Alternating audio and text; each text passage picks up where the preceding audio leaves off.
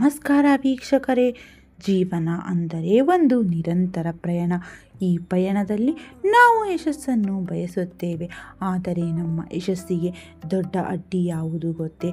ಅದುವೇ ನಮ್ಮ ಮಾನಸಿಕ ಗೊಂದಲ ಮತ್ತು ಅಸ್ಥಿರತೆ. ಹೌದು, ಈ ಅಸ್ಥಿರ ಜೀವನದಲ್ಲಿ ಸ್ಥಿರವಾದ ಮನಸ್ಸು ಮಾತ್ರ ಯಶಸ್ವಿಗೆ ಕಾರಣವಾಗುತ್ತದೆ. ಗೊಂದಲಮಯ ಸಮಸ್ಯೆಗಳು ಎದುರಾದಾಗಲೂ ನಮಗೆ ಸ್ಪಷ್ಟವಾದ ಮನಸ್ಸಿದ್ದರೆ ಪರಿಹಾರಗಳನ್ನು ನಾವು ಸುಲಭವಾಗಿ ಕಂಡುಕೊಳ್ಳಬಹುದು. ಮಾನಸಿಕ ದುಃಖ, ಗೊಂದಲದಿಂದ ಮುಕ್ತಿ ಪಡೆಯಬೇಕೆಂದರೆ ನಾವು ಮನಸ್ಸಿನ ಕಾರಕನಾದ ಭಗವಾನ್ ಚಂದ್ರನ ಆಶೀರ್ವಾದವನ್ನು ಪಡೆಯಲೇಬೇಕು. ಚಂದ್ರನ ಅನುಗ್ರಹವನ್ನು ಪಡೆಯಲು ಅತ್ಯುತ್ತಮ ದಿನವೆಂದರೆ ಹುಣ್ಣಿಮೆ. ಈ ದಿನದಂದು ನೀವು ಒಂದು ಸರಳ ಆದರೆ ಅತಿ ಶಕ್ತಿಶಾಲಿ ಪರಿಹಾರವನ್ನು ಮಾಡಬೇಕು. ಅದುವೇ ಮಾನಸಿಕ ಸ್ಪಷ್ಟತೆಗಾಗಿ ಚಂದ್ರ ಜಲ ಪ್ರಯೋಗ. ಹುಣ್ಣಿಮೆಯ ದಿನದಂದು ಸಂಜೆ 6:30 ನಂತರ ಚಂದ್ರ ಉದಯಿಸುವಾಗ ಚಂದ್ರನ ಬೆಳಕು ನಿಮ್ಮ ಮೇಲೆ ಚೆನ್ನಾಗಿ ಬೀಳುವ ಒಂದು ಸ್ಥಳವನ್ನು ಆರಿಸಿ ಶುದ್ಧ ನೀರಿನಿಂದ ತುಂಬಿದ ಒಂದು ಲೋಟವನ್ನು ತೆಗೆದುಕೊಳ್ಳಿ. ಅದನ್ನು ಚಂದ್ರನ ಬೆಳಕಿನಲ್ಲಿ ಇಡಿ. ನೀವು ಆ ನೀರಿನ ಮುಂದೆ ಕುಳಿತು ಧ್ಯಾನ ಮಾಡಿ. ನಿಮ್ಮ ಮಾನಸಿಕ ಗೊಂದಲ ಸಮಸ್ಯೆ ಏನು ಎಂದು ಭಗವಾನ್ ಚಂದ್ರನಿಗೆ ತಿಳಿಸಿ. ಮನಸ್ಸಿನ ಶಾಂತಿಗಾಗಿ ಪ್ರಾಮಾಣಿಕವಾಗಿ ಪ್ರಾರ್ಥಿಸಿ. ಚಂದ್ರನ ಸಕಾರಾತ್ಮಕ ಶಕ್ತಿಯು ನಿಮ್ಮ ಮುಂದೆ ಇರುವ ಈ ನೀರಿನ ಇಳಿಯುತ್ತದೆ. ನೀವು ಕನಿಷ್ಠ ಅರ್ಧ ಗಂಟೆಯಾದರೂ ಈ ಧ್ಯಾನದಲ್ಲಿ ತೊಡಗಿಸಿಕೊಳ್ಳಬೇಕು.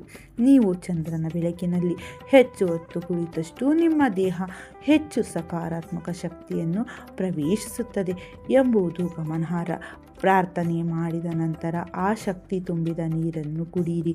ಇದು ನಿಮ್ಮ ಮನಸ್ಸಿಗೆ ತಕ್ಷಣದ ಸ್ಪಷ್ಟತೆ ಮತ್ತು ಶಾಂತಿಯನ್ನು ನೀಡುತ್ತದೆ. ಈಗ ಯಶಸ್ಸು ನಿಮ್ಮ ಜೀವನದುದ್ದಕ್ಕೂ ನಿಮ್ಮನ್ನು ಹಿಂಬಾಲಿಸುವಂತೆ ಮಾಡುವ ಒಂದು ವಿಶೇಷ ಮಂತ್ರ ಇಲ್ಲಿದೆ. ಅದುವೇ ಚಂದ್ರಚಲವನ್ನು ಸೇವಿಸಿದ ನಂತರ ಹುಣ್ಣಿಮೆಯ ಚಂದ್ರನನ್ನು ನೋಡುತ್ತಾ ನಿಮ್ಮ ಜೀವನದ ಎಲ್ಲ ಕಾರ್ಯಗಳು ಯಶಸ್ವಿಯಾಗಲು ಈ ಒಂದು ಸಾಲಿನ ಮಂತ್ರವನ್ನು 27 ಬಾರಿ ಪಠಿಸಬೇಕು. ಮಂತ್ರ ಇಷ್ಟೇ: ನನ್ನ ಎಲ್ಲ ಕಾರ್ಯಗಳು ಜಯಶಾಲಿಯಾಗಲಿ, ನನ್ನ ಎಲ್ಲ ಕಾರ್ಯಗಳು ಜಯಶಾಲಿಯಾಗಲಿ. ಸಾಮಾನ್ಯ ದಿನಗಳಲ್ಲಿ ಈ ಮಂತ್ರವನ್ನು ಪಠಿಸಿದರೆ ಯಶಸ್ಸು ನಿಮ್ಮ ಬಳಿ ಬರುತ್ತದೆ. ಆದರೆ ಹುಣ್ಣಿಮೆಯ ಮೊದಲು ಈ ವಿಧಾನಗಳನ್ನು ಕೇಳಿರಿ.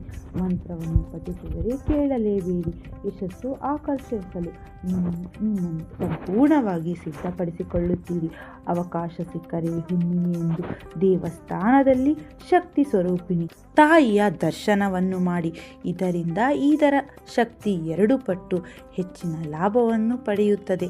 ಈ ಹುಣ್ಣಿಮೆಯು ನಿಮ್ಮ ಮಾನಸಿಕ ಗೊಂದಲವನ್ನು ದೂರ ಮಾಡಿ ನಿಮ್ಮ ಜೀವನಕ್ಕೆ ಸ್ಪಷ್ಟತೆ ಮತ್ತು ಯಶಸ್ಸನ್ನು ತರಲಿ ಎಂದು ಹಾರೈಸುತ್ತೇನೆ. ಧನ್ಯವಾದಗಳು. ಮತ್ತೊಂದು ದೈವ ಮಾಹಿತಿಯೊಂದಿಗೆ ಭೇಟಿಯಾಗೋಣ.